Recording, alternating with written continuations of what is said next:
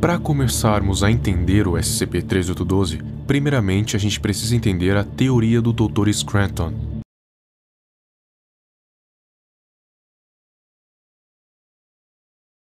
A teoria das pilhas narrativas. Se você já ouviu falar nisso, provavelmente já se perguntou o que seriam as tais pilhas, e quando foi pesquisar, se deparou com textos enormes e confusos, mas eu estou aqui para te explicar. Essa teoria do Scranton revela que todas as realidades, e não só as realidades, mas todas as linhas do tempo, dimensões, universos em si, são narrativas. Uma narrativa é basicamente uma história, um começo, meio e fim. O passado é o início da história, o presente é o meio e a destruição total de tudo é o fim. As pilhas narrativas seriam como um ranking de universos, uns sendo superiores a outros. Por exemplo, quando você assiste um seriado, aquele seriado é de uma pilha narrativa inferior à nossa, uma ficção, pois nós criamos aquele universo e nós podemos manipular aquele universo ou simplesmente fazê-lo acabar. E se existe um seriado dentro desse seriado, esse vai ser ainda mais inferior ao que criamos, podendo ser criado, manipulado ou destruído pelo universo que nós criamos. E nisso vai descendo as pilhas narrativas até que chegue em um abismo onde não há mais nada.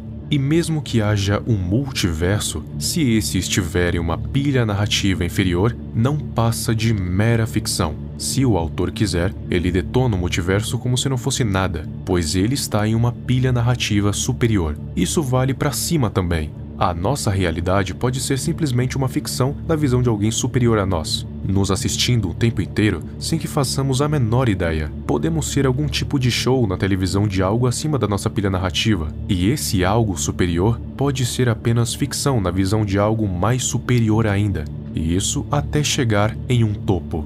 Esse topo hipotético seria a camada suprema, onde não há seres que estão acima dos que estão nessa pilha narrativa, a menos que surja outra, e se as pilhas narrativas tiverem a capacidade de se multiplicar, então nunca existiu realmente um topo, ou o topo que existe é só temporário. Dito isso, agora sim podemos falar do SCP-3812.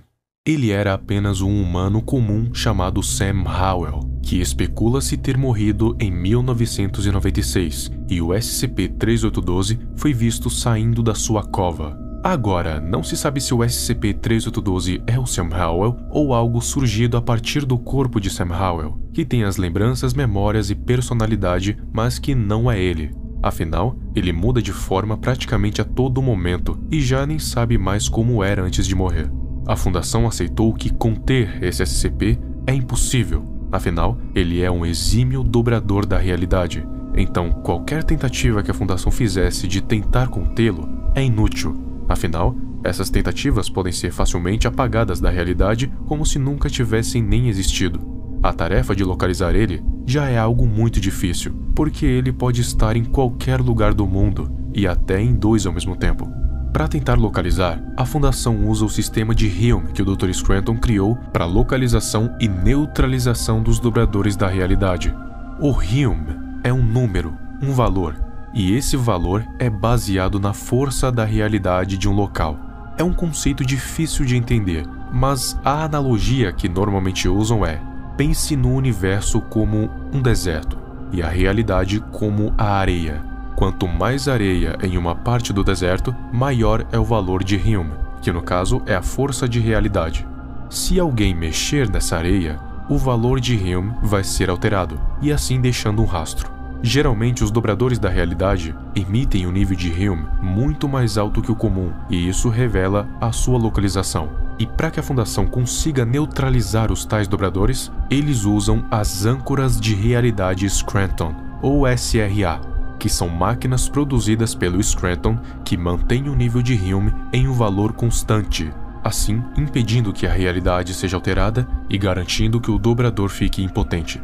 Para calcular o valor de Helm, a Fundação criou duas dimensões de bolso minúsculas, que teriam uma âncora em cada, que as deixaria com o valor de Helm constante, que serviria como uma linha de base, uma tendo um valor de Helm mínimo e a outra um máximo, no caso, 0 e 100, nessa ordem. E através dessas linhas de base que o valor de Helm pode ser calculado. E geralmente é bem preciso, já que nada ultrapassa essas linhas. Eles já conseguiram calcular o valor de Hume de seres que poderiam ser considerados deuses. Porém, infelizmente, SCP-3812 simplesmente não pode ser localizado pelo valor Hume. Sim, ele é localizado através das mudanças da realidade que ele faz, porém, o Hume dele em si não pode ser calculado. Pensaram em 3 possíveis cenários. Ou o valor de Hume dele é muito baixo para ser detectado, com um valor abaixo de 0, ou é um valor muito alto, acima de 100, ou a opção mais plausível, ele simplesmente não pode ser medido com o Hume.